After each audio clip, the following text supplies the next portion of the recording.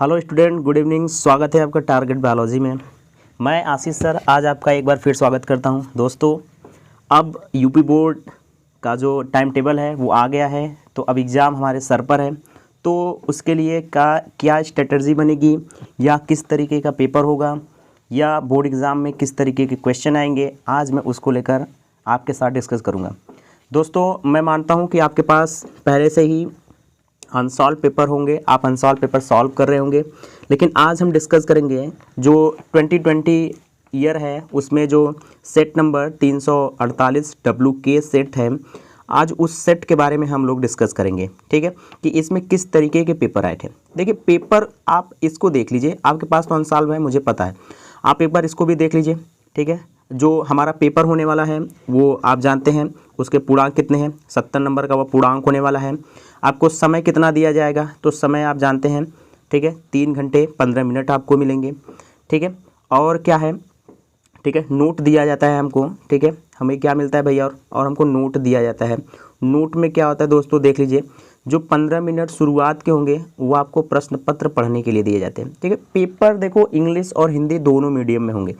ठीक है, अगर आपको पेपर में कहीं भी प्रॉब्लम हो, हिंदी में दिक्कत हो, तुरंत अंग्रेजी पढ़ लीजिए। ठीक है, आप ये मत करिएगा कि कोई कुछ चीज़ें ऐसी होती हैं जो मैंने पढ़ाई हुई होंगी, ठीक है, इंग्लिश वर्ड ज़्यादा यूज हुए होंगे, तो आप उसे तुरंत इंग्लिश में देख लीजिएगा कि क्या कह रहा है। ठीक है, क्वेश्चन छोड़ के मत आइएगा। आगे देख लीजिए, निर्देश में क्या दिया है। निर्देश कह रहा है कि सभी प्रश्न, पहला निर्देश है कि सभी प्रश्न को करना अनिवार्य है, बिल्कुल अनिवार्य है, आप किसी भी क्वेश्चन को छोड़ कर नहीं आएंगे। ठीक है, फिर दिया है कि आवश्यकता अनुसार अपने उत्तरों की पुष्टि नामांकित रेखा चित्रों द्वारा कीजिए।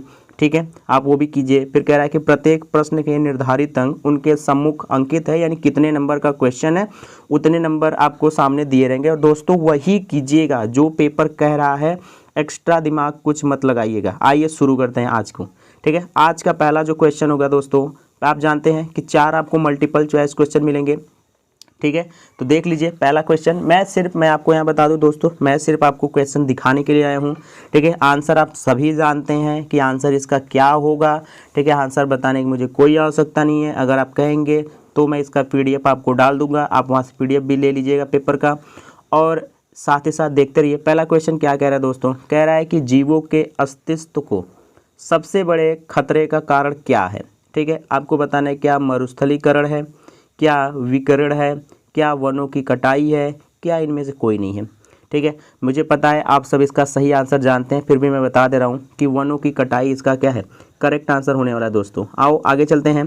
दूसरा क्वेश्चन क्या कह रहा है, कह रहा है कि निम्नलिखित में से कीट परागण होता है। आपको बताना है कीट परागण किस में होता है दोस्तों। तो ये परागण के चैप्टर में आप पढ़े हुए, मैं यहाँ किसी भी क्वेश्चन का आंसर आपको नहीं दूंगा, सीधे मैं बस आपको क्वेश्चन दिखाऊंगा। ठीक है, देख लीजिए नेक्स्ट क्वेश्चन। देखिए नेक्स्ट क्या कह रहा है, कह रहा है अनिषेक फलन अनिषेक जनन होता है। आपको बताना है अनिषेक जनन किस में होता है, मधुमक्खी, मेढक, छिपकली, इनमें से कोई नहीं।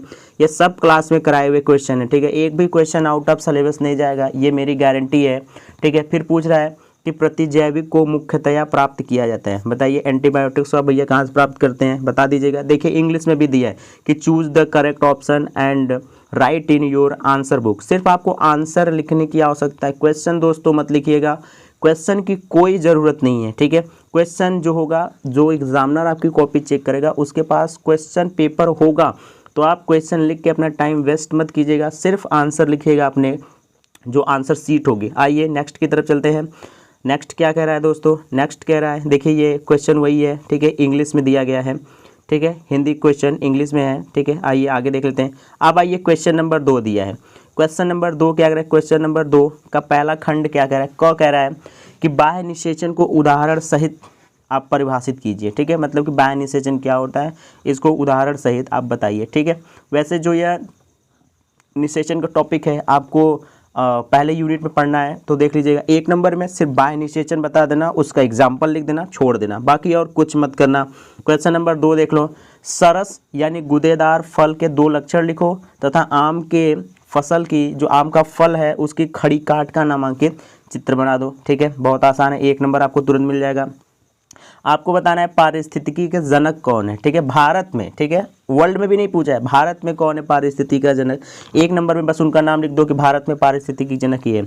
उसके बाद पूछा है टाइफाइड बुखार किस जीव से उत्पन्न होता है, ठीक है, यानी जो टाइफाइड है ये किसके द्वारा है, यानी रोग कारक लिख के उस बुखार उसका नाम लिख दो, ठीक है। और अगर कुछ ज़्यादा लिखना चाहते हो तो इसका ट्रांसमिट लिख दो कि किसके द्वारा फैलता है, बाकी और कुछ लिखने की आवश्यकता नहीं है। आ जाओ आगे चलते हैं। आगे पूछ रहा है शुक्राणु जनन को परिभाषित करो, ठीक है, सिर्फ डेफिनेशन पूछा है तो भैया बस डेफिनेशन लिख लो और चुपचाप निकल लो, ठीक है ना, क्योंकि आपके पास वैसे ही टाइम की बहुत कमी हो गई, तो अपना टाइम वेस्ट मत करना, टाइम को बचा के रखना, क्योंकि अभी बहुत क्वेश्चन करने हैं। हो गया, ये पाँचों हो जाएंगे, देख लो क्वेश्चन 2 का 5 हो जाएगा। ये देखो इंग्लिश में नीचे, इंग्लिश भी देख लेना। आओ आगे चलते हैं। क्वेश्चन नंबर 3 देखो क्या कह रहा है। क्वेश्चन नंबर 3 कह रहा है जलोदभिद पौधों के आकार की अनुकूलन के संक्षेप में वर्णन कीजिए। पहले देखो क्वेश्चन को देखते ही यह दिमाग लगाओ कि क्वेश्चन आया कहाँ से है, ठीक है। तो यह क्वेश्चन कहाँ से, यूनिट नंबर 5 से आया है, जो इकोलॉजी आपको पढ़नी है वहाँ से क्वेश्चन आया है। तो भैया आकारिकी अनुकूलन है, उसका तुरंत आप कैरेक्टर बता दो। आकारिकी अनुकूलन में क्या पढ़ना है दोस्तों, आपको तनों में अनुकूलन पढ़ना है, जड़ों में अनुकूलन पढ़ना है, पत्ती, यही सब तो पढ़ना है ना। फटाफट 2 नंबर लिख के चले जाओ, ठीक है। फिर पूछा है परजीविता और सहोपकारिता में अंतर स्पष्ट करो, तुरंत लिखो, तुरंत कॉलम बनाओ, एक तरफ लिखो परजीविता, एक तरफ लिखो सहजीविता, तुरंत दोनों में अंतर स्पष्ट करो, 3 4 जो भी था आपको अंतर है तुरंत करो, चले जाओ। जैव प्रबलीकरण ये कट गया है, परेशान मत होना, कटे हुए क्वेश्चन नहीं आएंगे, ये 2020 का है इसलिए मैं आपको सब बता दे रहा हूँ, ठीक है, अगर आता है तो देख लेना। उसके बाद पूछा है मादा युग्मोद्भिद विकास का केवल रेखीय चित्र बनाइए, ठीक है, केवल चित्र बनाने को कह रहा है तो चित्र बना के भैया छोड़ दीजिए। आगे कह रहा है कि परिवार नियोजन राष्ट्र के हित में है, ठीक है, परिवार नियोजन वास्तव में राष्ट्र के हित में है, ठीक है। आप अगर परिवार को नियोजित करेंगे तो जनसंख्या नहीं बढ़ेगी, जनसंख्या को कम करने के लिए तो परिवार नियोजन का कॉन्सेप्ट लाया गया है, नहीं तो जनसंख्या विस्फोट आप पढ़े होंगे, ठीक है, देख लीजिएगा। देखिए 5 क्वेश्चन यहाँ पर भी है, ठीक है, क्वेश्चन नंबर 3 में सभी क्वेश्चन हो जा रहे हैं। आइए दोस्तों आगे चलते हैं।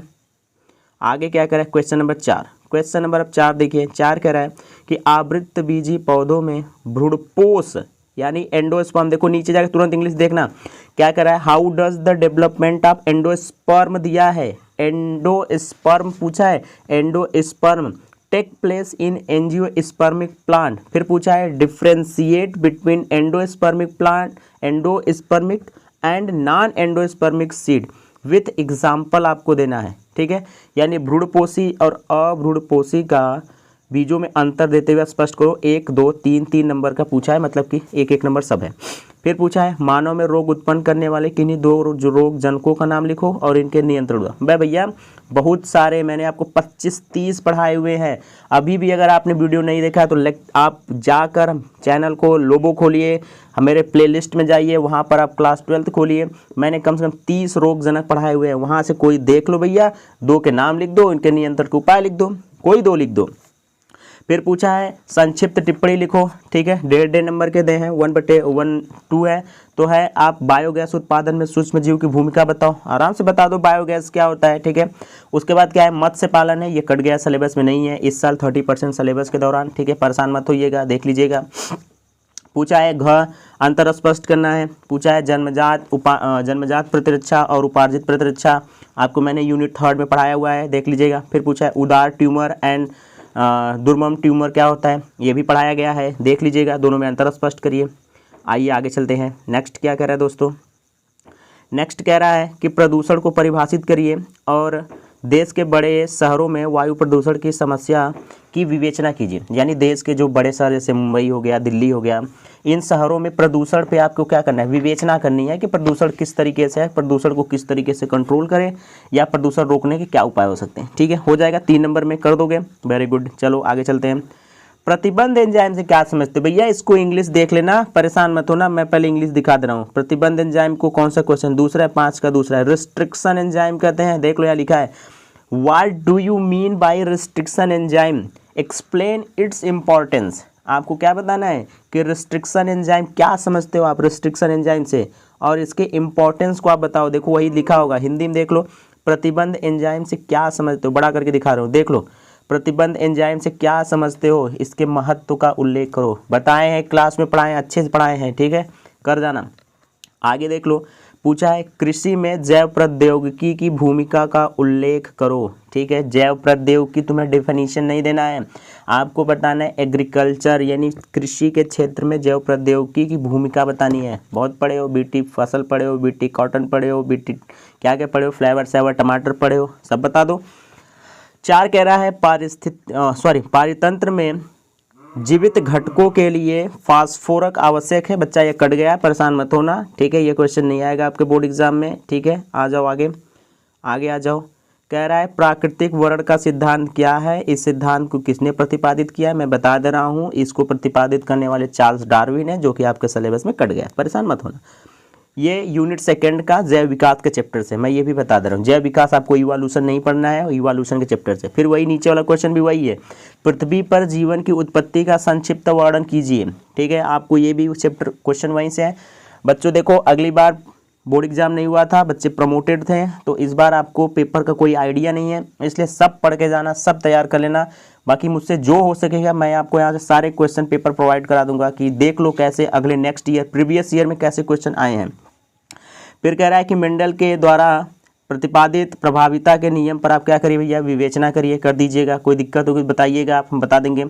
फिर कह रहा है कोशिका में पाए जाने वाले 3 प्रकार के आरएनए का नाम लिखिए, प्रत्येक का कार्य लिखिए। भैया मैसेंजर आरएनए, ट्रांसफर आरएनए और क्या है राइबोसोमल आरएनए। कोई दिक्कत परेशानी नहीं, चलो वेरी गुड। अगला क्या कह रहा है, कह रहा है जीन चिकित्सा से क्या अभिप्राय है, उचित उदाहरण देकर स्पष्ट करो। जीन चिकित्सा पढ़ाए हुए हैं, एडिनोसिन डीएमिनेज एंजाइम। चलो बच्चा हो जाएगा, वेरी गुड। आगे आ जाओ, नेक्स्ट की तरफ चलते हैं। क्वेश्चन नंबर 6वां हो गया, 7वें की तरफ। 7वां कह रहा है कि किन्हीं 2 पर टिप्पणी लिखो। देखो ऐसे टिप्पणी लिखने के लिए आते हैं 2.5 नंबर के आएंगे। ठीक है, तो 2 पर टिप्पणी है भैया, तप्त स्थल। तप्त स्थल नहीं समझ में आया तुरंत इंग्लिश देखना, अगर नहीं समझ में आया तप्त स्थल तुरंत इंग्लिश देखो क्या है, हार्ट स्पॉट है। हार्ट स्पॉट क्या हम नहीं पढ़ाए आपको, बिल्कुल पढ़ाया गया है। हार्ट स्पॉट पर तुरंत टिप्पणी लिख दो। उसके बाद क्या है, टिश्यू कल्चर है, टिश्यू कल्चर नहीं पढ़ना था, कट गया है, छोड़ दो। प्लाज्मिड क्या होता है, प्लाज्मिड पे तो बहुत समय आपके पास लिखने के लिए, उस पर लिख दो। वेरी गुड बच्चा। चलो 7वां का अथवा देख लो, अगर वो नहीं आ रहा है तो अथवा देख लो। इसमें भी एक किन्हीं 2 पर टिप्पणी लिखो। आपको क्या लिखना है, ट्रांसजेनिक एनिमल्स लिखना है, ऑर्गेनिज्म, परजीवी जंतु कर जाओगे, बीटी फसलें कर जाओगे, प्रतिरक्षी कर जाओगे। वेरी गुड, आ गया। चलो आगे चलते हैं। नेक्स्ट क्या कह रहा है, नेक्स्ट 8वां क्वेश्चन कह रहा है बच्चा आनुवांशिक कूट पर एक निबंध लिखो। आनुवांशिक कूट 5 नंबर का क्वेश्चन है, एक निबंध लिखते रहो। अगर 5 नंबर में तुम नहीं लिखना चाहते हो तो अथवा क्वेश्चन देख लो, डीएनए फिंगरप्रिंटिंग पर टिप्पणी लिखो 2.5 नंबर में।